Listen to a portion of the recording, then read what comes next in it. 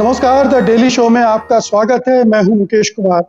दोस्तों, कहा जाता है कि जनता की याददाश्त बहुत कमजोर होती है, वो जल्दी ही सब कुछ भूल जाती है। इसलिए पता नहीं आप में से कितने लोगों को ये याद होगा कि 8 नवंबर 2016 को प्रधानमंत्री नरेंद्र मोदी ने एक ऐसी घोषणा की थी जिससे पूरे देश में अफरा-तफरी का माहौल बन गया था। ये घोषणा थी नोटबंदी की, 500 और 1000 के नोटों को बंद करने की। और ये घोषणा उन्होंने मंत्रिमंडल और रिजर्व बैंक को विश्वास में लिए बगैर किया था, जिसकी वजह से जगह-जगह अफरा-तफरी मची थी। कई लोग नोट बदलने की कवायद में एटीएम के सामने, बैंकों के सामने लाइनों में लगे और कईयों की जान गई, कई लोग तबाह हो गए। इस तुगलकी फैसले की वजह से अर्थव्यवस्था ठप हो गई, छोटे मझोले उद्योग धंधे चौपट हुए, लाखों लोग सड़कों पर आ गए, मगर सत्ताधारियों का दिल नहीं पसीजा, उनकी आंखों से एक बूंद आंसू का नहीं टपका। उल्टे ये दावा किया गया कि नोटबंदी एक ऐसा चमत्कारी मंत्र है जिससे काला धन खत्म हो जाएगा, विदेशी बैंकों में जो काला धन जमा है वो हिंदुस्तान में वापस लौट आएगा और अर्थव्यवस्था बुलेट ट्रेन की रफ्तार से भागने लगेगी। ये भी दावा किया गया था कि आम आदमी की जेबें भर जाएंगी, आतंकवाद की कमर टूट जाएगी, नकली नोटों का कारोबार खत्म हो जाएगा। लेकिन क्या हुआ? क्या काला धन खत्म हो गया? क्या आतंकवाद पर लगाम लगी? क्या अर्थव्यवस्था पहले के मुकाबले ज्यादा बेहतर हुई है? नहीं हुई, मगर नोटबंदी को लेकर भरमाऊ दावों का सिलसिला कभी थमा नहीं। कैशलेस इकोनॉमी का दावा भी इनमें से एक है। आज नोटबंदी के जमाने से ज्यादा नकदी लोगों के हाथ कहा जा सकता है कि इसके पीछे दूसरे कारण भी हो सकते हैं, बल्कि कि क्योंकि कोरोना महामारी के दौरान लोग अपने पास कैश ज्यादा रख रहे हैं। लेकिन यह भी हकीकत है कि लेन-देन, ऑनलाइन लेन-देन, कैशलेस लेन-देन बढ़ा है। तो आज हम इन्हीं सब सवालों पर चर्चा करेंगे कि नोटबंदी से का क्या कुछ परिणाम रहा है आम आदमी के लिए, अर्थव्यवस्था के लिए, काले धन के लिए, और जो सवाल उठे हैं उन पर भी। तो आइए सबसे पहले मेहमानों से आपका परिचय करा दूं। हमारे साथ जुड़ चुके हैं जाने माने अर्थशास्त्री प्रोफेसर अरुण कुमार। हमारे साथ दो वरिष्ठ पत्रकार जुड़े हुए हैं, आलोक जोशी और शीतल पी सिंह। आलोक जोशी, जैसा कि आप जानते हैं, अर्थव्यवस्था के बारे में गहराई पूर्ण जानकारियां रखते हैं। थोड़ी देर में हमारे साथ सत्य हिंदी के संस्थापक संपादक आशुतोष भी जुड़ेंगे। लेकिन चर्चा शुरू करते हैं। सबसे पहले प्रोफेसर अरुण कुमार, मैं आपसे जानना चाहता हूं, आप काले धन पर वर्षों से काम करते आ रहे हैं, आपने किताब लिखी है इस पर और शोध किया है। ये जो पहला जो इसका दावा था, वादा था कि नोटबंदी से काला धन खत्म हो जाएगा अर्थव्यवस्था में, अगर खत्म नहीं होगा तो बहुत कम हो जाएगा। आज क्या स्थिति है? देखिए, ये जो धारणा थी कि हम नोटबंदी करके काले धन की अर्थव्यवस्था पे असर डाल देंगे, ये गलत अवधारणा पे आधारित है। ये आधारित है कि ब्लैक का मतलब कैश होता है, यानी कि सारी काले धन की अर्थव्यवस्था वो कैश में चलती है। तो कैश जो बड़े नोटों में होगा तो आसानी से वो घूम जाएगा, तो इसलिए बड़े नोटों को हटा दें तो जो ब्लैक इकॉनमी खत्म हो जाएगी। ये गलत धारणा है, क्योंकि ब्लैक का मतलब कैश नहीं होता है ना। कैश का मतलब है कि आपकी जो बचत है कैश के फॉर्म में वो। तो पहले आप काम करते हैं, काम से आप कमाई करते हैं, कमाई से आप अपना जो है खपत करते हैं, खपत करने के बाद जो बचता है वो सेविंग आपकी होती है, उसको आप इन्वेस्ट करते हैं तो वेल्थ बन जाती है। तो जो वेल्थ होती है, जो संपत्ति होती है, वो आप कई तरह से जो रखते हैं। कहीं आप बैंक में रखते हैं, कहीं आप कैश की होल्डिंग करते हैं, कहीं आप जो रियल एस्टेट में डालते हैं, कहीं आप सोने में डालते हैं। तो इसको पोर्टफोलियो ऑफ एसेट्स बोलते हैं। तो जो पोर्टफोलियो ऑफ एसेट्स होता है वेल्थ का, उसमें कैश 1% से भी कम होता है। तो यानी व्हाइट इकोनॉमी में भी वही हाल है और ब्लैक इकोनॉमी में भी वही हाल है। तो अगर ब्लैक इकोनॉमी में देखें तो जो कैश था, जो मतलब आपने जो कमाई की है, उससे जो आपने बचत करके कैश में रखा है, वो 1% से कम था वेल्थ का। तो अगर आप सारा का सारा जब ब्लैक कैश निकाल भी देते, जो लोग कहते थे कि 3-4 लाख करोड़ हो सकता है ब्लैक कैश, तो वो आपके ब्लैक वेल्थ का 1% महज होता। तो अगर आप सक्सेसफुल होते भी कि 3-4 लाख करोड़ रुपए निकाल देते, तो आप ब्लैक वेल्थ का 1% पे असर डालते। दूसरी तरफ जो कमाई है, आप कमाई कैसे करते हैं, काली कमाई। जैसे कि आप डॉक्टर हैं तो आप 50 मरीज देखते हैं तो 30 की आमदनी दिखा देते हैं, 20 की नहीं दिखाते, तो इसको अंडर इनवॉइसिंग बोलते हैं। तो ये अंडर इनवॉइसिंग पे इसका कोई असर नहीं होगा। यानी कि जो ये डिमोनेटाइजेशन है, इसका ब्लैक वेल्थ पे कोई असर नहीं हुआ। और जो 1% ये सोच रहे थे कि निकल भी आएगा 3-4 लाख करोड़ रुपया, वो भी नहीं निकला, क्योंकि 99.3% तो कैश वापस आ गया आरबीआई के आंकड़ों के अनुसार। और मैंने जून में ही जो प्रिडिक्ट कर दिया था कि जनवरी 10 तक जो 99% वापस आ गया था कैश। तो कैश तो पूरा का पूरा वापस ही आ गया था, तो उसमें कोई जो 1% भी आपने जो असर नहीं डाला। तो ब्लैक वेल्थ पे असर नहीं पड़ा, ब्लैक इनकम जनरेशन पे असर नहीं पड़ा। तो ब्लैक इनकम जनरेशन जो प्रोसेस है उस पर बिल्कुल कोई असर नहीं पड़ा। दूसरी बात यह कि जो अगर आपका जो काली कमाई बाहर आपने रखी होती, तो उसके लिए रुपए का जो डिमोनेटाइजेशन से क्या फर्क पड़ता? तब तो आपको डॉलर को डिमोनेटाइज करना पड़ता, स्विस फ्रैंक को डिमोनेटाइज करना पड़ता। उसका रुपए के डिमोनेटाइजेशन से कोई असर नहीं है। तो ये भी ये बात सही नहीं कि बाहर से वो सडनली आ जाएगा। पहली बात तो ये सरकार को ये पता नहीं कि कितना बाहर है और किस फॉर्म में बाहर है और उसको किस फॉर्म में लाया जा सकता है। तो इसके बारे में जो डिमोनेटाइजेशन कैसे असर कर देता। दूसरी बात जो आपने कही कि ये फर्जी नोटों पे असर डालेगा, तो फर्जी नोट कितने थे? सरकार के मुताबिक 400 करोड़ थे। 15.44 लाख करोड़ में तो 400 करोड़ यानी कि ऊंट के मुंह में जीरा भी नहीं। हाँ, तो उसके लिए तो आपने जो ये करने की कोई जरूरत नहीं, क्योंकि वहां पे जो फर्जी नोट है वो तो एक हफ्ते के अंदर 2000 रुपए के नए फर्जी नोट आने शुरू हो गए थे। क्योंकि वो तो एक विदेशी जो ताकत है वो फर्जी नोट जो छाप लेती है, तो उसको तो आप रोक नहीं सकते।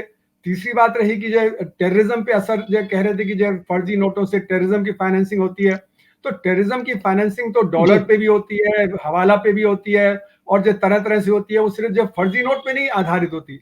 इसलिए ना तो जो टेररिज्म पे असर पड़ा, ना नकली नोटों पे असर पड़ा, ना ब्लैक इकोनॉमी के जो वेल्थ पे असर पड़ा, ना ब्लैक इनकम जनरेशन पे असर पड़ा।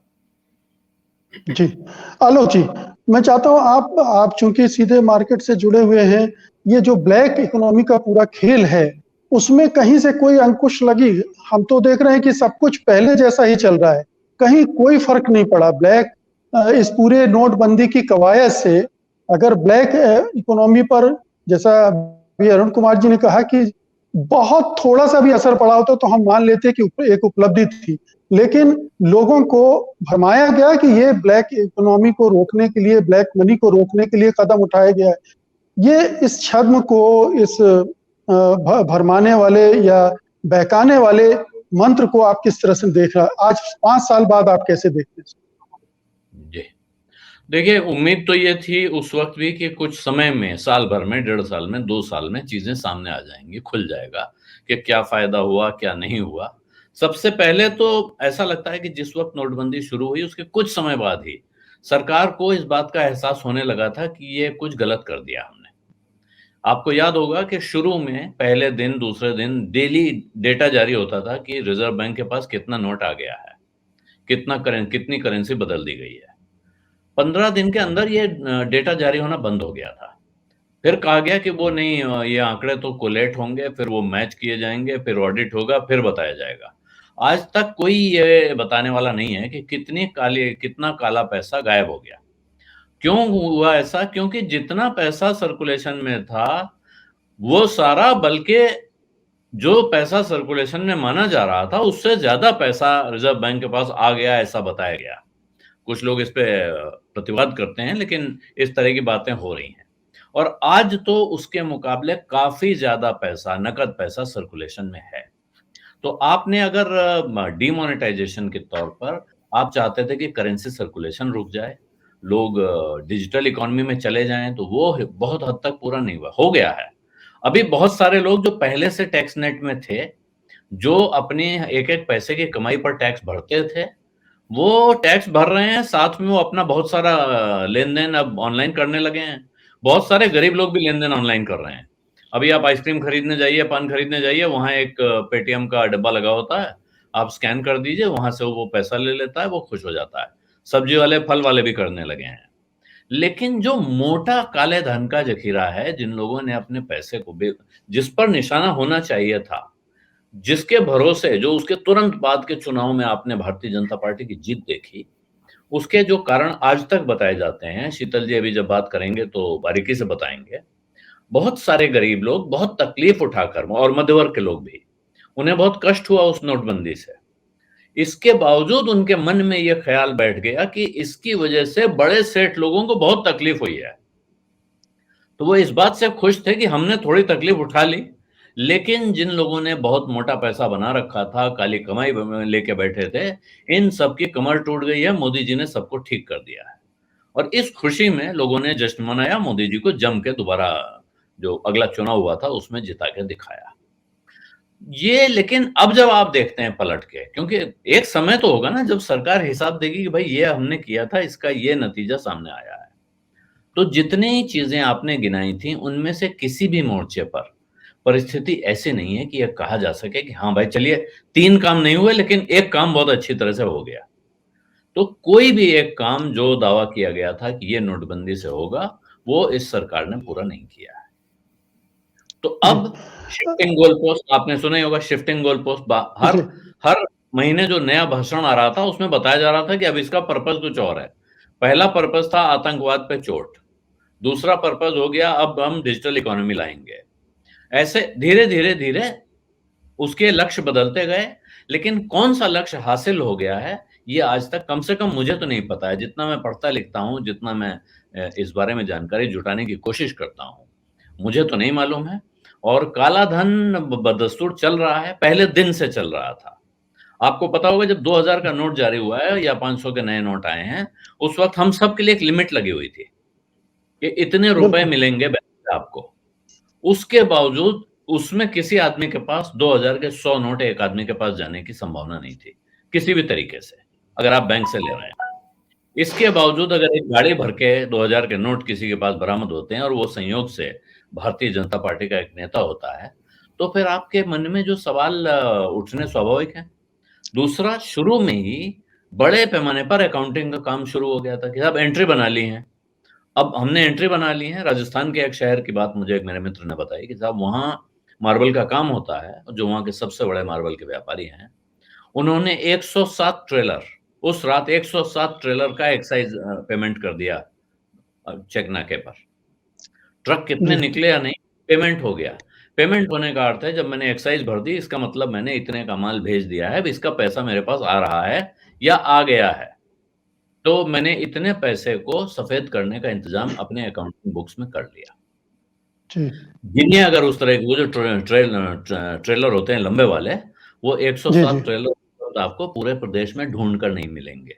गिनती नहीं थी इतनी, संभव नहीं था, लेकिन वो हो गया। इसी तरह मुंबई में जबरदस्त कारोबार चला था कि भैया लाइए कितना पैसा, हम अभी हिसाब कर देते हैं, 30% पे 20% पे, बाद में डिस्काउंट पे होने लगा।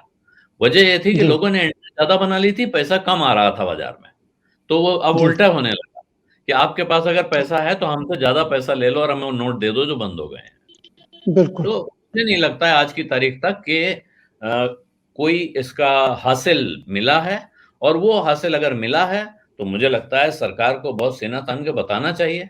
लेकिन सरकार इस समय दूसरी बातें कर रही है, कोई कैराना की बात कर रहा है, कोई कश्मीर की बात कर रहा है। इसका अर्थ है कि इस विषय पर कहीं कुछ हासिल हुआ नहीं है।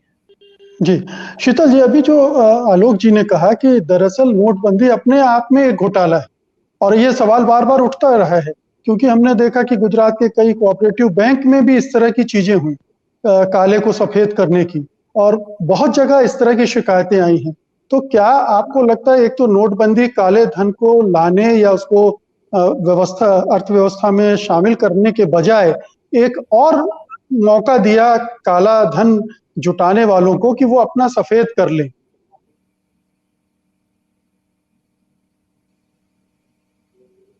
देखिए, हमारे जो नेता मोदी जी हैं, ये इनका हम लोगों के पास जो जानकारी है उसके हिसाब से कोई ऐसा शैक्षणिक या अकादमिक अतीत नहीं है, लेकिन इन्होंने अपनी जो इमेज बना रखी है वो एक मसीहा की इमेज बनाई है, जो गुजरात के एक कथित नकली विकास को देश भर में पोर्ट्रे करके और फिर एक बहुत बड़े संयोजित काफी बड़े खर्चे से अपनी ब्रांडिंग करके और उसके बाद चुनाव में जीत के, उस समय की जो राजनीतिक हालत थी उसमें उनको मौका भी मिला उस चीज को अमल में लाने का।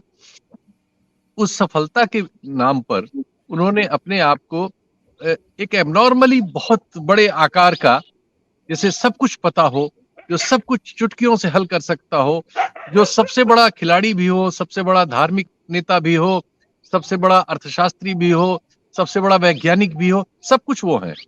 एक महामानव की उन्होंने अपनी एक छवि बना रखी है।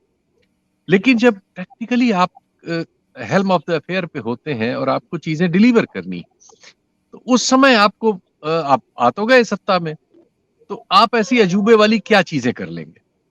तो आपको पता लगा कि आपके पास आने वाला एक आदमी एक शगुफा लेके आया कि ऐसा करने से ये हो जाएगा, करामात हो जाएगी। आपने उसका इंटरव्यू अभी आया अखबार में, उसको पढ़ के मैं आपके प्रोग्राम से पहले मैंने थोड़ा बहुत देखा, जी उसमें देखा, वो खुद बता रहा है अपना, अभी हाल आज ही इंटरव्यू आया। उसमें वो कह रहा है कि मेरा 9 मिनट के लिए अपॉइंटमेंट था, लेकिन जब मैंने बात शुरू की तो फिर 2 घंटे तक प्रधानमंत्री मुझको सुनते रहे। तो एक व्यक्ति जिसकी वैसे कोई मतलब अर्थशास्त्रीय वैधता नहीं थी समाज में या किसी तरह की, कोई उसका ऐसा अतीत भी नहीं था, कुछ थोड़ी बहुत जानकारियां उसको थी और उसके हिसाब से वो अपनी चीजों को सोचता समझता था और उसे लगा कि ऐसे हम ठीक कर देंगे या ये जादू कर देंगे। और चूंकि खुद प्रधानमंत्री का अपना जो सर्किल है उसमें इस तरह के लोग हैं नहीं, ऐसे लोगों से उनका कोई तारुफ ही नहीं है कि जो जी अपने अपने क्षेत्र की विशेषज्ञता रखते हो। कुछ दूसरी तरह के लोग, दूसरी विशेषज्ञताओं वाले उनके चारों तरफ हैं। तो उन्होंने उसको सुना और सोचा मैं अब जादू कर दूंगा, और उन्होंने जी जादू कर दिया। और जादू के नतीजे आज हम लोग 4-5 साल बाद उस पर बातचीत कर रहे हैं। और जब बातचीत कर रहे हैं तो चूंकि अरुण कुमार साहब बिल्कुल बता ही चुके हैं, मैंने थोड़ा मोड़ा पढ़ा, उसमें यह था कि 11-12% जीडीपी के बरक्स, जहां मैं गलत होऊंगा प्रोफेसर साहब ठीक कर दीजिएगा, मैं अर्थशास्त्र का सिर्फ छोटा सा अखबारी विद्यार्थी हूं, लेकिन उसमें यह है कि जो हमारी जीडीपी है उसका 11-12% नकद में था जब ये लागू किया गया। आज वो 12%। करीब 15% जी है। मतलब ये फीसद में 4% बढ़ गया है, जबकि तब से जीडीपी भी बढ़ी है। चूंकि एक रेगुलर विकास, तो हम विकासशील देश हैं, थोड़ा बहुत होता ही रहता है, तो उसमें 4% और बढ़ गया है। दूसरे 200 और 500 के नोट्स का नकली नोट जो है वो हमारे इससे पहले अर्थव्यवस्था में जितना था उससे उसका प्रतिशत शायद 67% ज्यादा बढ़ गया। ये सब आंकड़े खुद आरबीआई द्वारा कबूल किए गए तथ्य हैं, जो विभिन्न अखबारों में अलग अलग समय पे अलग अलग ढंग से रिपोर्ट हुए। तो ये हमारी उपलब्धि हुई। जहां तक नक्सलवाद, आतंकवाद और अन्य चीजों को रोकने की बात थी, या कालाधन की अर्थव्यवस्था को कमजोर करने की बात थी, उनमें सब में हमारे पास जो तथ्य है वो हम सब जानते हैं, उसको दोहराने से कोई फायदा नहीं होगा। लेकिन जहां तक काले धन की बात है, इस दौर में वो जो मॉरिशस वगैरह से हमारे यहाँ हमारे ही लोग, हमारे यहाँ खुला, ये सब अर्थव्यवस्था को थोड़ा बहुत जानने वाले जानते हैं कि हमारे देश के लोग जो काला धन यहाँ पैदा करते हैं वो ये नोट में नहीं छुपा रहता, वो भारत से बाहर जाता है, विदेशी बैंकों में जो इस तरह के टैक्स हेवन है वहां रखा जाता है, और वहां से हमारा ही देश का जो पूंजीपति वर्ग है वो मॉरिशस के जरिए इन्वेस्टमेंट।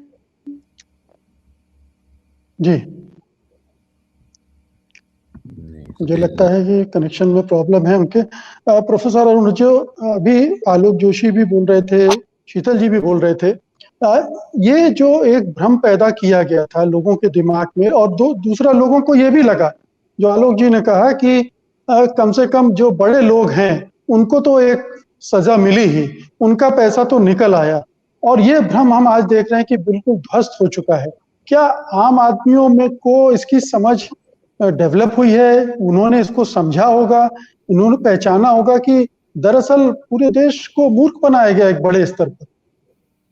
मुझे लगता है कि आम आदमी को काले धन की अर्थव्यवस्था के बारे में पूरी समझ नहीं है, और इसीलिए उनका ये विश्वास भी था कि ब्लैक का मतलब कैश होता है।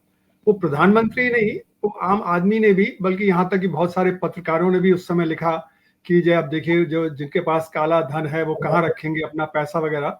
पर उनको ये आम पता नहीं है लोगों को कि जो ब्लैक इकोनॉमी होती है वो तरह तरह से चलती है, वो सिर्फ कैश में नहीं चलती है। आजकल तो अब जैसे कि बेरर बॉन्ड आ गए हैं। अब बेरर बॉन्ड का मतलब है कि आप जो पॉलिटिकल पार्टी को व्हाइट में ब्राइब दे सकते हैं, है ना। उसी तरह जैसे कि अगर आपको एक एसेट को आपने ट्रांसफर कर दिया, समझिए 300 करोड़ का एसेट है ना, उसको आपने 10 करोड़ में ट्रांसफर कर दिया, तो यानी कि 290 करोड़ की आपने ब्राइब व्हाइट में दे दी। तो तो अब तो ये है कि तरह तरह से इतने तरह के जो तरीके होते हैं ये ब्लैक को चलाने के, और आम आदमी को इसका पता नहीं है। अब जैसे कि अगर आपको अपना ब्लैक का व्हाइट करना है, व्हाइट को ब्लैक करना है, तो आप स्टॉक मार्केट में जाइए, वहां बुक एंट्री ले लीजिए, आप वहां पे जो अपना प्रॉफिट दिखा दीजिए तो आपका ब्लैक व्हाइट पे हो जाएगा। दूसरे ने लॉस दिखा दिया तो उसका जो व्हाइट था वो ब्लैक हो गया। तो इतने तरीकों से ये ब्लैक इकोनॉमी चलती है कि आम आदमी को इसके बारे में कुछ ठीक से पता नहीं है। इसीलिए आम आदमी ये उस समय मान गया कि हाँ ठीक है, डिमोनेटाइजेशन से अमीरों को असर हुआ होगा, हमें थोड़ी बहुत परेशानी हुई, लेकिन उन अमीरों को ज्यादा परेशानी हुई। तो इसलिए वो मुझे लगता है कि ये जो धारणा है आम आदमी में कि ब्लैक का मतलब कैश, ही अभी भी प्रचलित है, उस पर कोई अभी तक असर पड़ा नहीं है। और ये हमको ये समझाना पड़ेगा कि ब्लैक इकोनॉमी को खत्म करने का मतलब क्या है। मतलब ब्लैक इकोनॉमी के चलते हुए टैक्स आप दे नहीं रहे हैं, ये एक चीज होती है। तो हमारा जो टैक्स जीडीपी रेशियो वो बढ़ जाना चाहिए। हमारा टैक्स जीडीपी रेशियो एक्चुअली बढ़ा नहीं, वो घट गया। तो यानी कि अगर ब्लैक इकोनॉमी पे असर होता, जैसे कि मेरा अनुमान है कि 2012-13 में 62% ब्लैक इकोनॉमी थी, तो 62% का मतलब है कि इस पे अगर टैक्स हम लगाते तो 24% अतिरिक्त हमें टैक्स जीडीपी रेशियो मिलता। तो 24% अगर टैक्स जीडीपी रेशियो अतिरिक्त मिलता तो अभी तो हमारा 17% है, वो 41% हो जाता। अभी हमारे देश में टैक्स जीडीपी रेशियो दुनिया के कंपैरिजन में बहुत कम है, लेकिन अगर 41% हो जाता तो बिल्कुल सही हो जाता उन्नत देशों में जितना है। तो वहां तो उसकी तरफ तो हम गए ही नहीं। तो ब्लैक इकोनॉमी को कंट्रोल करने का मतलब है हमारा टैक्स जीडीपी रेशियो बढ़ना, वो बढ़ा नहीं। दूसरा कि सरकार ने कहा कि बहुत सारे लोग टैक्स नेट में आ गए, उन्होंने कहा कि इतने करोड़ लोग जो नए जो टैक्स पेयर आ गए, लेकिन अभी 15 अगस्त को ही प्रधानमंत्री जी ने बताया कि सिर्फ 15 मिलियन यानी 1.5 करोड़ लोग हैं जो इफेक्टिव टैक्स पेयर हैं। और ये अगर आप देखें तो ये संख्या 1.5 करोड़ जब आज से 7-8 साल पहले भी वही थी।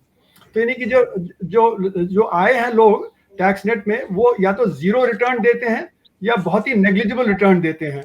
तो यानी कहने को हमारे यहाँ 6-7 करोड़ लोग हैं जो टैक्स पेयर हैं, लेकिन इफेक्टिव टैक्स पेयर तो 1.5 करोड़ ही हैं। तो ये भी दिखाता है कि कोई ऐसा नहीं कि बहुत सारे लोग जो टैक्स नेट में आ गए हैं और वो टैक्स जीडीपी रेशियो इसकी वजह से बढ़ गया है। तो सब जो हमको समझाना चाहिए आम आदमी को कि ब्लैक इकोनॉमी का कंट्रोल का मतलब है टैक्स जीडीपी रेशियो में बढ़ोतरी, और जो number of effective tax payer है उनमें बढ़ोतरी। इन दोनों में से कोई चीज नहीं हुई है। जी, यहाँ मैं एक सवाल और करना चाहता हूँ आपसे कि 500 और 1000 के नोट बंद किए गए और 2000 का नोट शुरू कर दिया गया। पहले कहा गया कि बड़े नोटों से काला धन बढ़ता है क्योंकि रखने में आसानी होती है। 2000 का नोट आ गया, तो पहले के मुकाबले काला धन रखना आसान हो गया क्या? और अगर हुआ तो क्या इससे काला धन और बढ़ गया क्या? देखिए, जैसे मैंने कहा कि ब्लैक का मतलब कैश नहीं होता है। तो जैसे कि शीतल जी ने बताया कि उस समय हमारा जो कैश टू जीडीपी रेशियो था वो 12% था, अब वो बढ़ के 14.5% हो गया है, यानी कि जो कैश और ज्यादा बढ़ गया है। दूसरी बात ये कि नाइजीरिया में कैश टू जीडीपी रेशियो 1.4% है, और उतना ही स्वीडन में भी है। स्वीडन में भी 1.4% है, पर स्वीडन में जो ब्लैक इकोनॉमी ना के बराबर है, जबकि नाइजीरिया में बहुत ज्यादा है, और जापान में वो 18% है। तो और जापान में बहुत ज्यादा कैश प्रचलन में आता है, लेकिन वहां की जो ब्लैक इकोनॉमी बहुत कम है। तो ये बात सही नहीं है कि जो ब्लैक है वो कैश के उस पे ही चलता है। तो हाँ, आप क्या और कह रहे थे? हाँ, मेरा सवाल ये है कि नोटबंदी के पहले काला धन ज्यादा था या उसमें बढ़ोतरी हुई है इसके बाद? जी हाँ, मैंने अनुमान तो 2012-13 का लगाया था, तो 62% उस समय था। उसके बाद मैंने अनुमान नहीं लगाया है कि इतना और बढ़ गया है। लेकिन जो सामने नजर आता है कि टैक्स जीडीपी रेशियो नहीं बढ़ा है, जीडीपी तो बढ़ता चला जा रहा है और अमीर होता जा रहा है। तो इसका मतलब यही होगा कि जब ब्लैक इनकम जनरेशन और ज्यादा तेज हो गया है। खासकर जैसे कि जीएसटी आया, तो जीएसटी को लाया गया इसलिए कि हम जब ब्लैक इकोनॉमी को कंट्रोल कर लेंगे। लेकिन वहां पे आप ये देखिए कि जो करीब जो 1.2 करोड़ रजिस्ट्रेशन हुए, लेकिन सिर्फ 60-70 लाख लोग ही फाइल कर रहे थे। अब वो संख्या बढ़ के करीब 1.1 करोड़ हो गई है, लेकिन फिर भी जो टोटल नंबर ऑफ बिजनेस हमारे हैं, जो हमारा जो MCA 21 डेटाबेस वगैरह में आता है, वो तो कई गुना ज्यादा है। तो इसलिए अभी भी ऐसा नहीं है कि जो बहुत सारे लोग जो हैं वो टैक्स सही ढंग से भर रहे हैं या जीएसटी को सही ढंग से पे कर रहे हैं वगैरह। तो इसलिए मेरा मानना है कि जो ब्लैक इनकम जनरेशन है, काले धन की जो कमाई है, वो और बढ़ती चली जा रही है। वो असर उस पर इस सब का नहीं हुआ है। जी। हमारे साथ आशुतोष भी जुड़ गए हैं, उनका भी स्वागत करता हूँ। आलोक जी, एक सवाल इसी से जुड़ा है, कैशलेस ट्रांज़ैक्शन की बात हो रही थी, अभी बात हुई कि 12% से बढ़कर 14.5% कैश हो गया है इकोनॉमी में। लोग अब लेकिन उसके कारण नोटबंदी के अलावा भी दूसरे हैं। कोरोना काल में जीडीपी हमारा कम हुआ है। हाँ, पिछले 1.5-2 साल से लगातार हम देख रहे हैं जीडीपी के आंकड़े नीचे चले गए हैं। और दूसरी वजह भी है, जैसे कोरोना में लोग पैसा अपने पास ज़्यादा रखना चाहते हैं, क्योंकि कब क्या ज़रूरत पड़ जाए, ये आशंका है। एक बड़ी वजह ये भी बताई जाता है कि बैंकों के प्रति विश्वास लोगों में घटा है। पता नहीं कब किस बैंक के साथ क्या हो जाए। तो आपको क्या लगता है, ये कैशलेस इकोनॉमी वाला जो फ़ायदा बताया जाता है नोटबंदी का, वो कितना वास्तविक है? वो नोटबंदी की वजह से या एक स्वाभाविक तौर पर हुआ है, कोरोना की वजह से हो गया? अब देखिए मुकेश जी, हम और आप ये जो कार्यक्रम अभी कर रहे हैं, आप याद करिएगा कोरोना के पहले हम लोग ये कार्यक्रम ऐसे नहीं करते थे। हम लोग अपना-अपना वीडियो बनाते थे। कभी-कभार हम सब एक जगह मिल जाते थे, एक कमरे में बैठते थे, किसी स्टूडियो में बैठते थे और वहाँ चर्चा की जाती थी।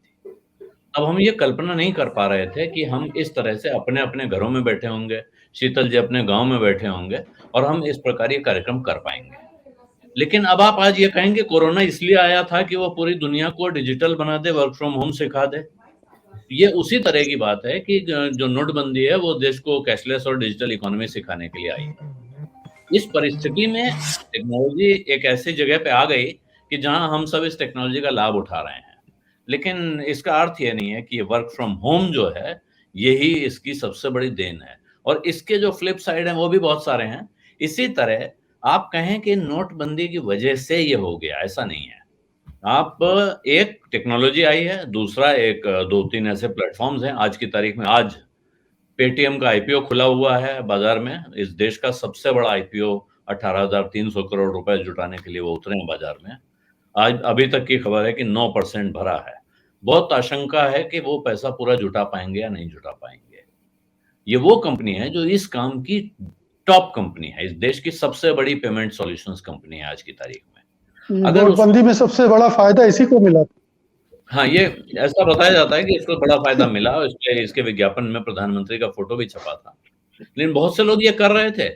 फिर बैंक भी जाग उठे, उन्होंने भी कर लिया। जैसे हम अपना ये प्रोग्राम कर रहे हैं, बैंकों ने अपने-अपने यूपीआई खोल लिए, उन्होंने भी अपना काम शुरू किया। दुकानदारों ने उसको अपना लिया, जैसे मैंने पहले आपको बताया, बड़े भारी कारोबारों के मुकाबले।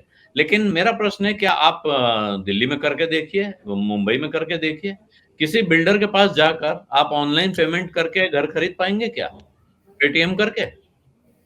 जहां ब्लैक मनी का सबसे बड़ा इंसिडेंस होता रहा है पारंपरिक तौर पर, क्या उन कारोबारों में ब्लैक मनी के नाम पर आप रेडी पटरी वाले को दिखा देते हैं? ये बहुत सॉफ्ट टारगेट है।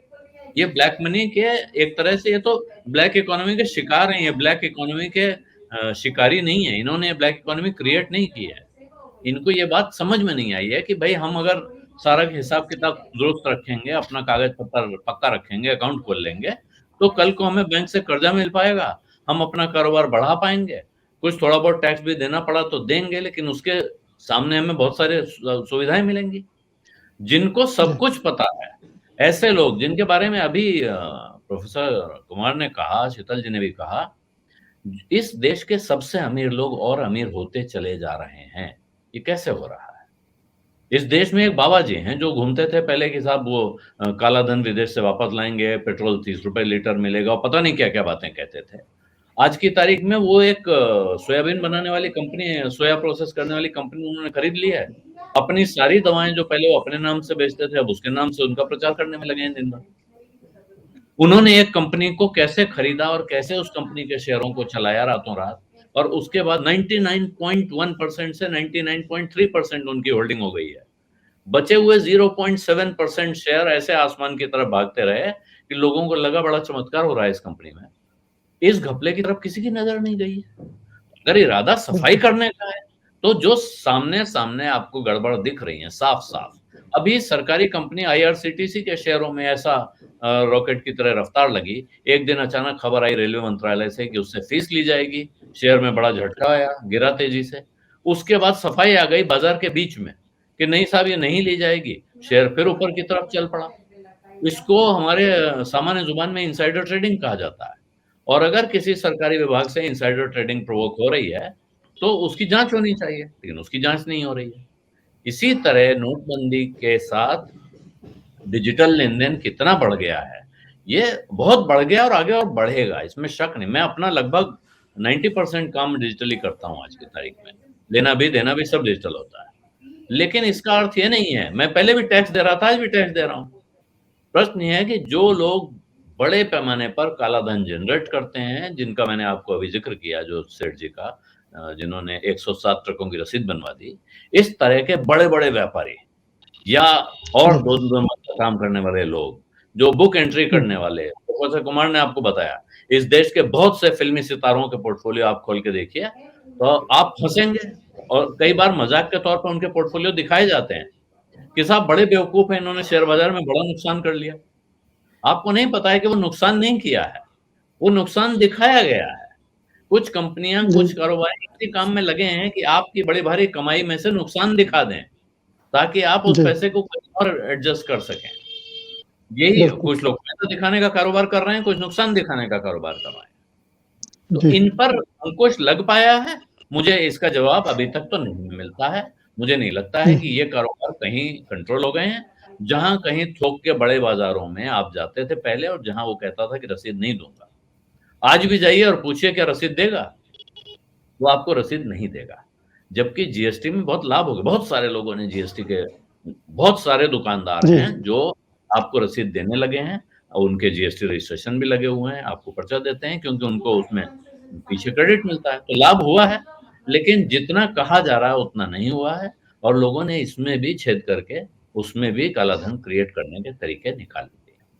उल्टे एक चीज और कहूंगा कि वो दफ्तरों में, सरकारी दफ्तरों में लेन देन में घुसखोरी का काम होता था, उसमें सब चीजों के रेट कम से कम डबल हो गए। जो भाव, जिस भाव पे काम होता था, उससे दुगना तो गारंटी के साथ हो गया है, क्योंकि लोग साहब आजकल आपको पता, बड़ा अगर पकड़े गए तो बड़ी मुश्किल हो जाएगी, तो साहब इतने में नहीं हो पाएगा। तो वहां वो जो डबल रेट जा रहा है, वो कहाँ जा रहा है? वो तो जाहिर है पेटीएम से भी नहीं हो रहा है, चेक से भी नहीं हो रहा है, डिजिटल में भी नहीं हो रहा है। वो इकोनॉमी अपने आप में डबल हो गई है। जी बिल्कुल। आशुतोष जी, जब ये नोटबंदी लागू की गई थी और उसके बाद उत्तर प्रदेश में चुनाव हुए, तो ये कहा गया था कि इसका एक राजनीतिक इस्तेमाल हुआ है नोटबंदी का, जो विपक्षी दल हैं उनके खजाने को खाली करवा दो, वो चुनाव ठीक से लड़ ही ना सके। तो वो एक जो कंगाल करने की प्रक्रिया शुरू हुई थी, बाद में तो एजेंसियों का भी इस्तेमाल उस पर्पस के लिए किया गया। तो क्या नोटबंदी दरअसल एक राजनीतिक अस्त्र थी जिसका इस्तेमाल बखूबी किया गया, उसका फायदा उठाया गया, और अब सरकार भूल चुकी है क्योंकि वो काम उसका हो चुका है? देखिए मुकेश जी, मुझे लगता है कि जब आप नोटबंदी के बारे में बात करते हैं तो प्रधानमंत्री ने 8 नवंबर 2016 को जो अपना भाषण दिया था, वही हमारे लिए सबसे इंपॉर्टेंट डॉक्यूमेंट है। उस डॉक्यूमेंट में उन्होंने क्या क्या लक्ष्य रखे थे इस नोटबंदी के जरिए, सिर्फ अगर उस पर बातचीत करें तो मैं ख्याल से ज्यादा बेहतर होगा। और मेरे हाथ में वो स्पीच है। उस स्पीच में जो 4 मोटी चीजें थी जिसको निशाना बनाया गया था, इसमें एक था corruption, black money, fake notes, terrorism, और एक करीने से आता है जिक्र ड्रग का। तो दरअसल हमारे पास इसका कोई साधन नहीं है जिसके आधार पर हम ये बता सकें कि दरअसल प्रधानमंत्री ने अचानक नोटबंदी क्यों लागू की। क्या उन्होंने उत्तर प्रदेश के चुनाव के मद्देनजर जो विपक्षी पार्टियां थी, उनका जो खजाना था या उनके पास जो रिसोर्सेस थे, उनको खत्म करना था? क्या ये टारगेट था, या कुछ और उसके पीछे के कारण थे? तो मेरे हिसाब से जो 4 चीजें थी, उस पर अगर हम आकेंगे कि डिमोनेटाइजेशन कामयाब रहा या फेल रहा, तो आप देखेंगे डिमोनेटाइजेशन पूरी तरीके से फेल रहा। इसका कोई औचित्य, इसका कोई लॉजिक दिखाई नहीं पड़ता। क्या आतंकवाद, और मैंने बड़ी ध्यान से मैंने उनकी स्पीच को पढ़ा है, कई बार उसमें आतंकवाद का जिक्र आता है, और एक पैराग्राफ जो अंग्रेजी में, क्योंकि हिंदी वाला मुझे नहीं मिला, so in this fight against corruption, black money, fake notes and terrorism, in this movement for purifying our country, will our people not put up with difficulties for some days. ये उनका क्रक्स था। तो क्या आतंकवाद खत्म हो गया? आतंकवाद खत्म हो गया? मेरा सवाल इस बात को लेकर है। क्या हिंदुस्तान के अंदर फेक करेंसी खत्म हो गई? क्या हिंदुस्तान के अंदर करप्शन खत्म हो गया? क्या हिंदुस्तान के अंदर ब्लैक मनी खत्म हो गया? क्या हिंदुस्तान के अंदर ड्रग मेनेज खत्म हो गया? अगर इन चारों चीजों को देखेंगे तो कुछ भी नहीं। चलिए मान लेते हैं कि प्रधानमंत्री ने राजनीतिक कारणों से आतंकवाद को और फिर करेंसी को उसमें जोड़ दिया कि चलो भाई हम पाकिस्तान का जिक्र उसमें आ जाएगा और लोग समझ जाएंगे इस बारे में। हकीकत ये क्या ब्लैक मनी कम हुआ क्या? सरकार ने तकरीबन 8 से 9 महीने तक इस बात का कोई ब्यौरा नहीं दिया कि डीमोनेटाइजेशन की वजह से कितनी करेंसी सिस्टम से बाहर चली गई। जबकि जब डीमोनेटाइजेशन किया गया था तो स्पष्ट तौर पर सरकार की तरफ से कुछ जो एसबीआई के पूर्व चीफ हैं, वो नाम उनका मैं भूलना, कांति एसबीआई के चीफ थे, उनका वो ऐसे लोगों का कहना था करीब 4 से 5 लाख की जो ब्लैक मनी है वो सिस्टम से बाहर हो जाएगी। लेकिन उसके बाद बार बार सरकार सवाल पूछा गया भाई कितना सिस्टम से बाहर हुआ ब्लैक मनी, और उसका जवाब नहीं दिया गया। चुनाव हो गए, चुनाव के नतीजे निकल के आ गए, बाद में पता चला कि 99.9% जो करेंसी थी वापस लौट आई। इसका मतलब ब्लैक मनी तो डिमोनेटाइजेशन की वजह से सिस्टम से बाहर नहीं हुई। करप्शन आप देख लीजिए कि क्या हालत है उस पर। तो ये हमेशा इस देश के सामने एक बहुत बड़ी मिस्ट्री थी कि डिमोनेटाइजेशन लागू किस लिए किया गया था। बाद में प्रधानमंत्री को लगा कि जब देश के अंदर इसको लेके एक आक्रोश पैदा हो सकता है, तो एक हफ्ते के बाद प्रधानमंत्री जी की तरफ से कहा गया हम भारत एक कैशलेस इकोनॉमी की तरफ बढ़ रहा है, डिजिटल इकोनॉमी की तरफ बढ़ रहा है, न्यू इंडिया की बात की गई। और हर हफ्ते के बाद जो है ये एक नया पैराडाइम, एक नया नैरेटिव लाने की कोशिश की गई है। तो कैशलेस इकोनॉमी की बात, ये डीमोनेटाइजेशन कैशलेस इकोनॉमी के लिए नहीं लाया गया था। डीमोनेटाइजेशन जो है ये न्यू इंडिया के लिए नहीं लाया गया था। डीमोनेटाइजेशन जो है वो एक तरीके से डिजिटल इकोनॉमी की तरफ लेके नहीं आया गया था। इसके पीछे के कारण कुछ और थे जो आज तक दुनिया को कभी पता नहीं और शायद पता भी नहीं होगा।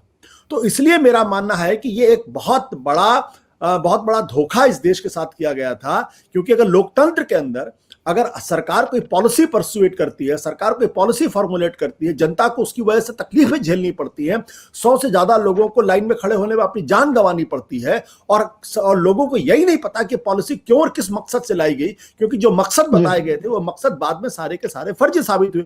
तो अगर सरकार की डिमोनेटाइजेशन की नीति पर अगर आलोचना करना है या उसका इवेल्युएशन करना है, तो ये जो 4 फैक्टर है जिन्होंने स्पीच में गिनाई थी उस पर इसका आकलन करना पड़ेगा। ये नहीं कि आज इकोनॉमी में कैशलेस हो गई है, आज इकोनॉमी डिजिटल हो गई है, आज इकोनॉमी न्यू इंडिया की तरफ बन गई है, और देश को देखिए कितना बड़ा तोहफा मोदी जी ने दिया है, और कितने वो एम्बिशियस और कितने वो विजनरी थे। ये सारी फालतू की बातें हैं। तो इसलिए मुझे कहना है कि इसका आकलन अभी आने वाले समय में होगा, और होगा तो बहुत, और उसका एक फायदा जरूर हुआ। फायदा हुआ ये कि भारत की अर्थव्यवस्था पूरी तरीके से चौपट हो गई। जो अर्थव्यवस्था 2016 तक 8% के आसपास पहुंच गई थी, उसके बाद से वो लगातार गिरती चली गई, और कोरोना के ठीक पहले इकोनॉमी के जो क्वार्टर था उसमें 3.5% पे पहुंच गई थी। यानी आपकी इकोनॉमी जो लगातार 8 क्वार्टर नीचे आई है, 3.5 पहुंच गई। वो तो भला हो कोरोना का, जिसकी वजह से सरकार के पास एक बहाना मिल गया ये कहने के लिए कि देखिए हम क्या करें, पूरी दुनिया की अर्थव्यवस्था बैठ गई थी, इसलिए हमारी भी बैठ गई है। जी बिल्कुल। शीतल जी, आपकी बात अधूरी रह गई थी। आप जो बात कर रहे थे कि प्रधानमंत्री ने इस तरह के फैसले लेने के पीछे एक वजह यह थी कि वो अपने आप को महामानव, बहुत बड़ा नेता, 56 इंच के छाती वाला नेता, इस तरह से एक शक्तिशाली नेता की छवि गढ़ने की कोशिश में कि नोटबंदी जैसा बड़ा फैसला उन्होंने लिया जिसमें राजनीतिक नफा नुकसान को उन्होंने नजरअंदाज कर दिया, इस तरह की बात पेश की गई। वो जो छवि गढ़ने की कोशिश की गई थी, इस नोटबंदी का जो हश्र हुआ है उससे उस पर क्या असर पड़ा? क्या अब लोग मजाक नहीं उड़ाते हैं प्रधानमंत्री का, केंद्र सरकार की, कि ये नोटबंदी जो आई थी इसने क्या तबाही मचाई है? समस्या ये है कि भारत में ही नहीं, भारत तो विकासशील देश है, और हमारे यहाँ हिंदी हार्टलैंड का बहुत बड़ा हिस्सा ऐसा है जिसको शिक्षित कहना शिक्षा का मजाक है। यहाँ 90% शिक्षा जो इंटरमीडिएट तक मिल रही है वो इस तरह से मिल रही है कि बस किसी तरह से लोग पास हो जाते हैं, उनकी जगह कोई दूसरा इम्तहान देता है। कई जगह पूरे सेंटर जो है लोगों को खुलेआम नकल कराते हैं। तो यहाँ एक बहुत बड़ा कुपड़ समाज पैदा कर दिया गया है। आबादी सबसे ज्यादा यही है, यहाँ सबसे ज्यादा लोकसभा की सीटें हैं, और ये कुपड़ सारा का सारा समाज, अगर आप उससे ये उम्मीद करें कि वो आज से 4-5 साल पहले लिए गए किसी राजनीतिक फैसले को याद रख के आज के दौर में अपनी राजनीतिक पहलकदमी करेगा या जीवन के फैसले लेगा। नहीं, लेकिन सवाल है। डेंट तो किया ना, नोटबंदी ने डेंट तो किया बिल्कुल, उनकी छवि बिल्कुल। पर। जी, एक जो हिस्सा है समाज का जो इन चीजों पे बात करता है, उस हिस्से में जरूर प्रश्न खड़े हुए, लेकिन जो हमारे यहाँ धार्मिक ध्रुवीकरण हुआ है और जिस तरह से विभाजन हुआ है, दुर्भाग्यपूर्ण यह है कि जो समाज का शिक्षित हिस्सा सामंती कारणों से जाति का लाभ उठा के उस पायदान पे पहुंचा है, वो उसी लाभ की वजह से इस सरकार के हर गलत काम का समर्थक वर्ग के तौर पे हमारे आपके सामने पेश होता है। वो हिस्सा जो पत्रकारिता में है, जो जुडिशरी में है, जो नौकरी में है, जो मिडिल क्लास कॉन्स्टिट्यूट करता है हमारे समाज का, कॉलेजों में प्रोफेसर है और वकील है, यही सारा हिस्सा ऐसा है जो हमारे बाकी समाज के लिए झूठ क्रिएट करता है, झूठ बोलता है, झूठ पे जिद करता है और हर गलत काम की वो वकालत करता हुआ मिलता है।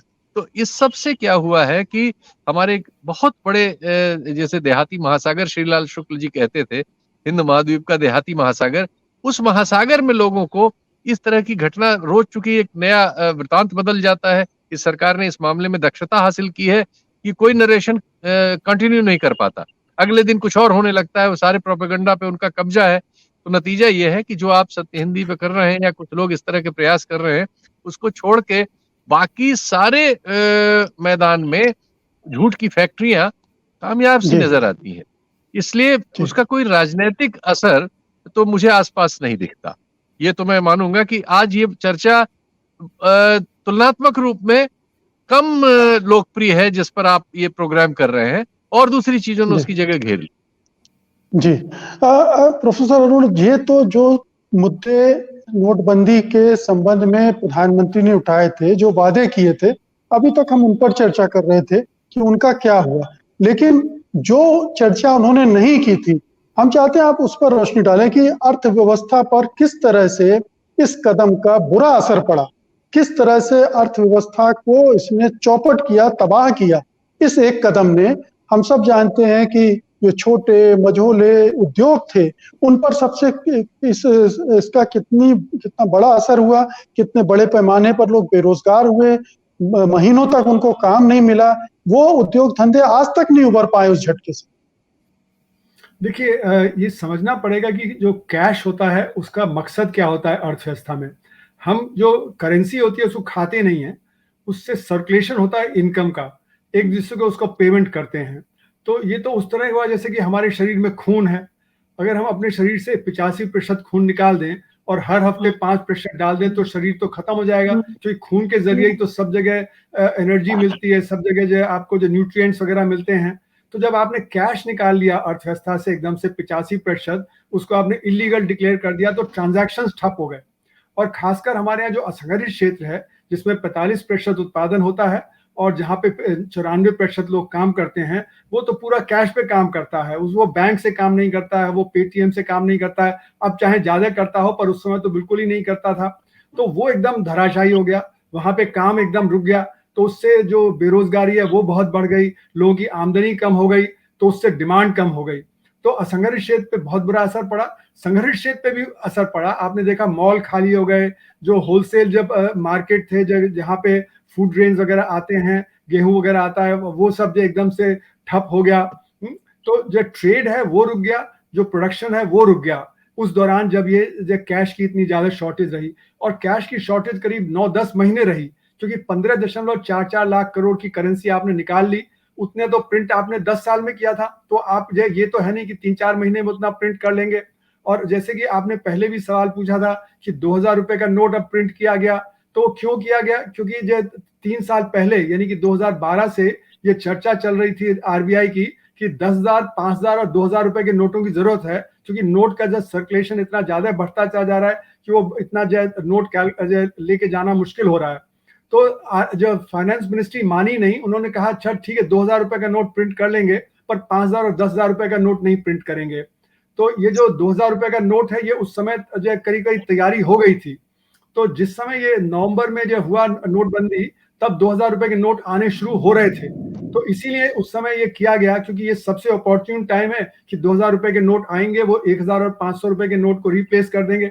तो इसीलिए वो नवंबर को सिलेक्ट किया गया। ये आरबीआई के अंदर से लोग बताते हैं कि क्यों वो नवंबर 8 को जो है सिलेक्ट किया गया, क्यों एकदम से इस तरह से किया गया। तो ये जो अर्थव्यवस्था है, इसमें हमारे अर्थव्यवस्था का सबसे बड़ा असर ये हुआ कि जो असंगठित क्षेत्र वो पिट गया और वहां से डिमांड शिफ्ट कर गई संगठित क्षेत्र में। तो हमारे तब से जो नोटबंदी के समय से असंगठित क्षेत्र गिरता चला जा रहा है और संगठित क्षेत्र बढ़ता चला जा रहा है। तो जो ये संगठित क्षेत्र है, इसमें जो बहुत कम लोग काम करते हैं, उनकी आमदनी अच्छी होती है। असंगठित क्षेत्र में जो बहुत कम आमदनी पे लोग काम करते हैं, तो असमानता बढ़ती चली गई।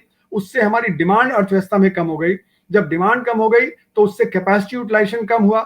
जब कैपेसिटी यूटिलाइजेशन कम होता है तो इन्वेस्टमेंट कम हो जाता है। तो हमारे जो इन्वेस्टमेंट अर्थव्यवस्था में 2012-13 में वो पीक पे हुआ 36-36.5% पे।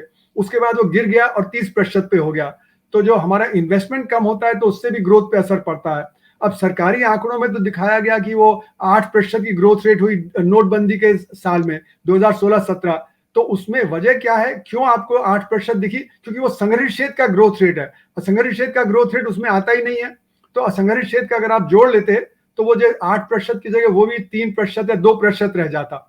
तो इसलिए मेरा मानना है कि हमारा जीडीपी के आंकड़े ही गलत हैं 2016 के बाद से, और वो जो असंगठित क्षेत्र है उसको दिखाते ही नहीं।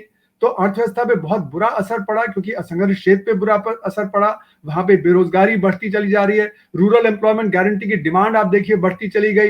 पहले 38,000 करोड़ रुपए का प्रावधान रखा गया था बजट में रूरल एम्प्लॉयमेंट गारंटी स्कीम का, तो आपका 48,000 करोड़ खर्च हुआ। जब उसमें आपने 45,000 करोड़ का प्रावधान किया तो 60,000 करोड़ खर्च हुआ। 60,000 करोड़ का आपने प्रावधान रखा तो 72,000 करोड़ रुपए हुआ।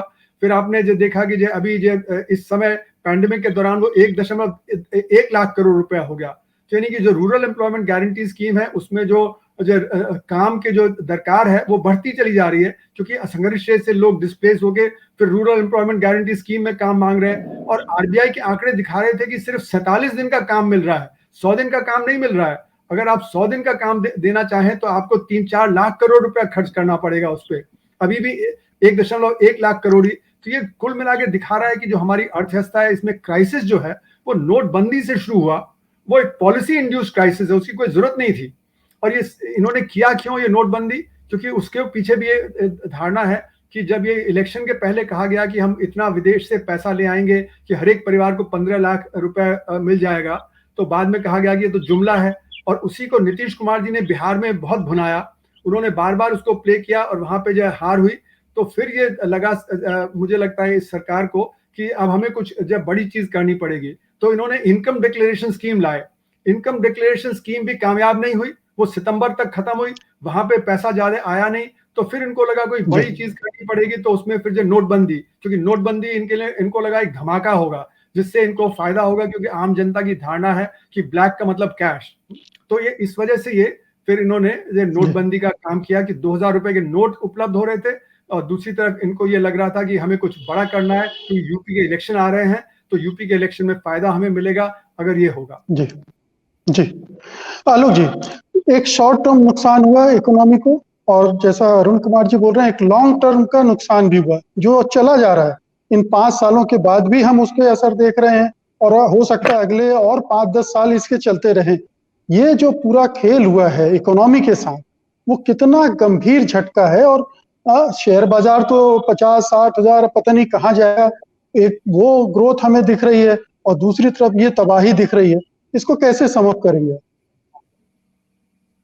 नहीं, देखिए जो नुकसान हो रहे हैं वो हुए हैं नहीं, नुकसान होते जा रहे हैं। आप ये प्रेजेंट कंटिन्यूअस टेंस है, ऐसा नहीं है कि नुकसान हो गया और रुक गया है, नुकसान होता जा रहा है। इसके बीच में कतिपय अन्य कारणों से आपको अचानक दिवाली में बिक्री दिख रही है, जिसको लेके फिर ढोल पीटा जा रहा है। बीच बीच में आप तरह तरह की चीजें सुनते हैं कि नहीं, देश की economy firing on all cylinders, कि बड़ी तेजी से रफ्तार से तरक्की होने लगी है। लेकिन ये तरक्की कहाँ और किसकी हो रही है, सबसे गंभीर सवाल ये है। और ये सवाल अगर नहीं पूछा जा रहा है और इस सवाल को नहीं उठाते हैं हम लोग इस वक्त, तो ये आगे जाके बहुत गंभीर सामाजिक अनरेस्ट पैदा करेगा इस देश में, जो बाकी कहीं भी जहां कहीं होता रहा है। भारत के साथ एक ही अच्छी बात कही जाती है, लेकिन अब लगता है कि वो दिक्कत है कि भारत को आजादी बहुत सस्ते में मिल गई है। हमारे यहाँ बड़ा भारी आंदोलन चला है, लेकिन हमारे यहाँ खून खच्चर नहीं हुआ है। तो यहाँ जो सामाजिक उद्वेलन होता है वो उससे हम कभी गुजरे नहीं है। इसीलिए आप अमीर अमीर और गरीब गरीब होता जा रहा है, वो आज भी हो रहा है। और ये सरकार जिस वक्त तरह तरह की बातें करती है, उस वक्त तो ये कहती है ना कि हम गरीब आदमी के भले के लिए करें, ये उज्ज्वला का सिलेंडर और शौचालय और ये सब कुछ होने से हो क्या रहा है, आपको हासिल क्या हो रहा है? क्या आदमी को रोजगार मिल रहा है? नहीं मिल रहा है। जितने रोजगार जा रहे हैं वो किन लोगों के जा रहे हैं, अगर आप ये देखें तो उससे पता चलेगा। जो लोग कमाई जिनकी बढ़ रही है, 70%, 80% जिन लोगों ने पिछले 1 साल में कमाई बढ़ा ली अपनी, वो कौन लोग हैं? वो इस देश के सबसे अमीर लोग हैं। इस देश के टॉप 10% लोगों के हाथ में 70% संपत्ति और जायदाद, जो पैसा है इस देश का, वो है। और वो ये रेशियो बढ़ता जा रहा है। इसको लेकर कोई चिंता दिखती नहीं है। उल्टे अरुण जेटली को गए भी बहुत समय हो गया, अब तो उन्होंने कॉर्पोरेट टैक्स कम कर दिया था। कॉर्पोरेट टैक्स कम करना उस वक्त की जरूरत हो सकता है रही हो, मैं बहुत उसको लेके विस्तार में नहीं जाना चाहता हूं। लेकिन जब कोरोना आ गया, जिसके बाद आपने लगातार पेट्रोल डीजल पे टैक्स लगा के रखा, उस वक्त आपने कॉर्पोरेट टैक्स के बारे में दोबारा पुनर्विचार क्यों नहीं किया? क्यों नहीं सोचा कि हम साल भर के लिए, 2 साल के लिए, 5 साल के लिए हम दोबारा ये टैक्स बढ़ा देते हैं, इन लोगों से टैक्स ले लिया जाए। हर एक पेट्रोल डीजल तो पूरे देश में हर आदमी इस्तेमाल कर रहा है, उन पर आपने एक्साइज ड्यूटी बढ़ा दी, उनसे वसूली कर ली, और उसकी वजह से इकोनॉमी को जो झटका लगा है उसका असर बहुत लंबे समय तक हमको झेलना पड़ेगा। अभी दिखने में अच्छा लगता है कि सेंसेक्स बड़ा तेज भाग रहा है, निफ्टी भाग रहा है, या जीडीपी की रफ्तार भी बता देते हैं दुनिया में सबसे तेज गति से हम बढ़ रहे हैं, लेकिन इस गति से हमारा गुजारा होने वाला नहीं है। हमें गुजारे के लिए, या हमें ग्रोथ के उस पाथ पर आने के लिए जहां हम हुआ करते थे, 7-8% ग्रोथ भी करते थे साल में, उसको भी कम बताया जाता, कहा था हमको डबल डिजिट ग्रोथ चाहिए, साल में 10% से ऊपर की ग्रोथ चाहिए हमें। उसके लिए इस वक्त आपको 18, 19, 20% की ग्रोथ दिखानी पड़ेगी कुछ समय, तब जाके आप लॉन्ग टर्म में 10% ग्रोथ की तरफ बढ़ेंगे। उस तरफ कहीं कोई हलचल, एक्टिविटी दिख नहीं रही है। बड़े बड़े लोगों की, अब हर साल अगर आप आंकड़े देखें, कितने लोग देश छोड़ के भाग रहे हैं, पैसे वाले लोग, वो एक अलग कहानी है। अभी 2 दिन पहले उड़ गई खबर, हालांकि वो सच है या झूठ, अभी इस पे लंबे समय में इसका सच मिलेगा, कि देश के सबसे बड़े उद्योगपति मुकेश अंबानी ने अब लंदन में एक बड़ा भारी प्रॉपर्टी खरीद ली है, वहां वो शिफ्ट होने जा रहे हैं। हालांकि कंपनी की तरफ से सफाई आई कि साहब ये रहने का इरादा नहीं है, इसको हम एक रिजॉर्ट की तरह डेवलप कर रहे हैं। लेकिन वो रिजॉर्ट, आपका अपना रिजॉर्ट अगर कहीं है, वो कब तक वो रिजॉर्ट रहेगा और किस दिन वो आपका घर बन जाएगा पता नहीं है। तो इस तरह की बातें हमें आना अपने आप में आपको दिखाता है किस तरह की चिंताएं हैं, कैसे कैसे लोग चलते हैं, ये भाग जाएंगे या भाग गए हैं। लेकिन ये बात हवा में है कि लोग जा रहे हैं, लोग यहाँ अपने को जी। आलोक जी, समय बहुत कम है, अब मुझे समेटना पड़ेगा, और मैं जी एक आखिरी टिप्पणी मैं आशुतोष जी की चाहता हूँ। इसके पूरे राजनीतिक असरात क्या रहे? क्या आपको लगता है कि ये जो एक लोकप्रियता हासिल करने के लिए कदम उठाया गया था, जो अंततः एक अलोकप्रिय कदम साबित हुआ, एक हर तरह से नुकसानदेह कदम साबित हुआ, अपोजिशन ने भी मजाक बनाया, जनता में भी मजाक बन गया, क्या इसका कोई राजनीतिक असर, हम भले ही उसको नाप ना पा रहे हैं, हमें उस तरह से दिख ना रहा हो, लेकिन पड़ा मोदी की छवि पर, सरकार की छवि पर, सरकार की समझ पर बड़ा प्रश्न चिन्ह लगा इस नोटबंदी की वजह से? अपने को अनम्यूट कर लें। देखिए मुकेश जी, एक बात पहले हम लोगों को बहुत अच्छी तरीके से समझ लेनी चाहिए कि नोटबंदी की वजह से कोई राजनीतिक नुकसान फौरन भारतीय जनता पार्टी को नहीं हुआ, क्योंकि उसके फौरन बाद उत्तर प्रदेश के चुनाव हुए थे और वहां भारतीय जनता पार्टी बंपर वोटों से जीती थी। उत्तराखंड में भी जीती थी, गोवा में जरूर उसको नुकसान हुआ था, लेकिन राजनीतिक तौर पर कोई बड़ा नुकसान हुआ ऐसा हम नहीं कह सकते। पार्लियामेंट्री चुनाव में भी आपने देखा 303 सीटें लेकर वो पार्टी आई, तो राजनीतिक नुकसान फौरन नहीं हुआ। लेकिन मेरा अपना मानना यह है कि जिन 2 चीजों ने इस सरकार को लॉन्ग टर्म में बहुत नुकसान पहुंचाने का काम किया, उनमें से एक डिमोनेटाइजेशन है और दूसरा है जीएसटी। और इन दोनों की वजह से इस देश में बहुत बड़े पैमाने पर जो जिसे एसएमई सेक्टर कहते हैं, जो छोटा व्यापारी था, जो बहुत 1000, 1500, 10 लाख, 15 लाख, 20 लाख का लेकर जो धंधा करता था, उसकी कमर पूरी तरीके से टूट गई। तो इसलिए अगर आपने देखा होगा कि 2019 के आसपास जो एक बड़ी डिबेट इस देश के अंदर शुरू हुई थी, वो ये शुरू हुई थी कि क्या देश मंदी के दौर से गुजर रहा है या नहीं गुजर रहा। एक बहुत लंबी डिबेट थी। दूसरी डिबेट ये थी कि जो सीएमआई का डेटा आया था, नेसो का डेटा आया था, जिसने कहा था कि हिंदुस्तान 45 साल के सबसे ऊंचे बेरोजगारी के दौर से गुजर रहा है। अब ये दोनों वो कारण है जिसके लिए आप सीधे तौर पर प्रधानमंत्री को जिम्मेदार नहीं ठहरा सकते। और सरकार ने 2019 के लोकसभा चुनाव तक ये माना ही नहीं, जिसमें मशहूर एक जुमला आ गया कि देखिए जो लोग पकौड़ी बनाते वो भी पकौड़े तलते, वो भी तो एक रोजगार का धंधा है। बाद में सरकार ने इसको माना। तो आज की तारीख में जो सरकार को राजनीतिक नुकसान इन कदमों की वजह से फौरन होना चाहिए था, वो नहीं हुआ। लेकिन धीरे धीरे अर्थव्यवस्था चूंकि अब हैंडल नहीं हो रही है, और मैंने आपको बताया कि कोरोना के ठीक पहले कि आखिरी क्वार्टर में किस तरीके से अर्थव्यवस्था 3.5% पे पहुंच गई थी। और भारत के जो नीति आयोग के अध्यक्ष थे, जिन्होंने खुद ही कहा था कि 70 साल का सबसे बड़ा क्रेडिट क्राइसिस हिंदुस्तान के, बाद में उसको उन्होंने लिपापोती करने की कोशिश की। आपका ऑटो सेक्टर पूरी तरीके से बैठ गया था। वो पूरी डिबेट अपने आप में है। बेरोजगारी का आंकड़ा मैंने आपको बता ही दिया कि क्या हालत थे। तो एक्सपोर्ट इंपोर्ट एक भी ऐसा इंडिकेटर नहीं था जिसको आप कह सकते थे पॉजिटिव ग्रोथ हुई। कोरोना के पहले की बात कर रहा हूं, बाद की बात नहीं कर रहा हूं। तो अब उसका असर जो है वो एक आर्थिक, जब लोगों के पेट पर लात पड़ता है, जब उनके बच्चों को रोजगार नहीं मिलता है, जब उनको खाने के लिए उचित चीजें नहीं मिल पाती हैं, तो धीरे धीरे ये चीजें अब सरकार के खिलाफ एक असंतोष में तब्दील होती जा रही। अब ये राजनीतिक तौर पर नुकसान पहुंचा पाएंगे, मैं अभी भी इसे कहने के तैयार नहीं। लेकिन 2017 के बाद से भारतीय जनता पार्टी कम से कम 10 राज्यों में वो चुनाव हारी है। मतलब बहुमत का आंकड़ा नहीं छुपा। जैसे गोवा सरकार बना ली लेकिन बहुमत नहीं पाया, हरियाणा बहुमत नहीं पा पाया लेकिन सरकार बना ली। तो कम से कम 10 ऐसे राज्य हैं जहां पे भारतीय जनता पार्टी की सरकार नहीं बन पाई। लेकिन फिर पार्लियामेंट के इलेक्शन में आके मोदी जी फिर 303 सीट लेके आ जाते हैं। तो उनकी उसकी भी दूसरी वजह है, पुलवामा और बालाकोट वगैरह उसमें जुड़ गए थे, नहीं तो शायद नोटबंदी का असर हमको उस चुनाव में भी दिखता है।